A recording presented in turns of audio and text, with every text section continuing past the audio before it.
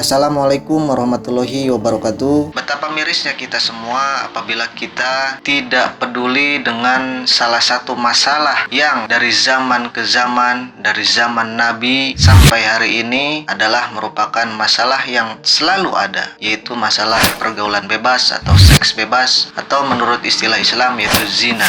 Kita semua sebagai generasi penerus, sebagai bangsa Indonesia yang beradab dan beragama, kita harus sama-sama memperbaiki moral generasi kita agar tidak terjerumus pada perilaku seks bebas. Sepasang remaja berbuat asusila di dalam kamar digerebek warga di Pandeglang, Banten. Penggerebekan viral lantaran pasangan ini dipaksa keluar kamar tanpa busana. Lalu apakah kita semua ini benar-benar menyadari tentang bahayanya seks bebas? Bagi umat Islam, terkait seks bebas memang sudah jelas larangannya tertuang di dalam Al-Quran, dan Al-Quran pun tidak semata-mata hanya mengeluarkan aturan demikian tanpa makna.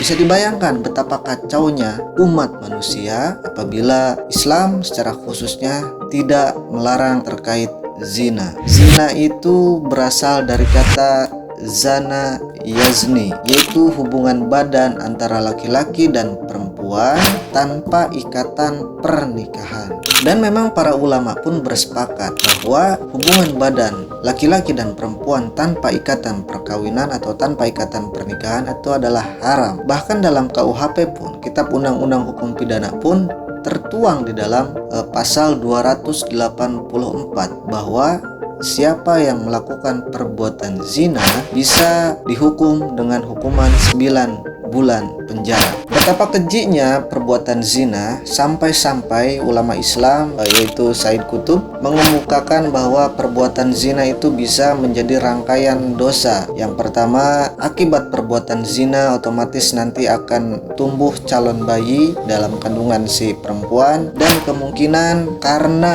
si janin itu hasil dari hubungan tanpa ikatan perkawinan, kemungkinan besar si perempuan itu akan menggugurkan kandungannya. Jelas itu dilarang, baik itu dalam hukum agama ataupun dalam hukum kita dalam bernegara.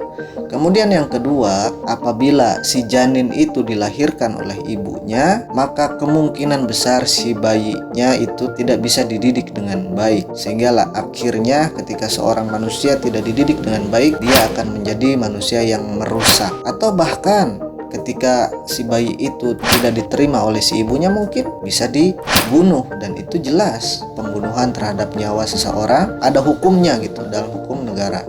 Kemudian yang ketiga, akan mengakibatkan ketidakjelasan nasab seseorang dari hasil hubungan yang tidak jelas. Kemudian yang keempat, keluarga pelaku zina pasti akan menjadi rapuh. Karena apa? Ya pasti karena malu, jadi gunjingan banyak orang, jadi gunjingan tetangga. Pasti malu, semua satu keluarganya malu gitu. Ya akan menjadi keluarga yang rusak lah kalau tidak kuat mental. Apakah ada langkah-langkah yang bisa kita lakukan agar kita ini terhindar dari yang namanya perilaku seks bebas atau perzinahan? Tentu saja ada. Yang pertama yang harus kita lakukan adalah menjaga pergaulan yang sehat. Kemudian yang kedua, kalau perempuan ya pandai-pandailah menjaga aurat, atau jangan sampai kita punya anak perempuan atau punya saudara perempuan terbiasa membuka aurat. Yang ketiga adalah selektif dalam memilih pertemanan, dan daripada kita yang rusak, kan begitu.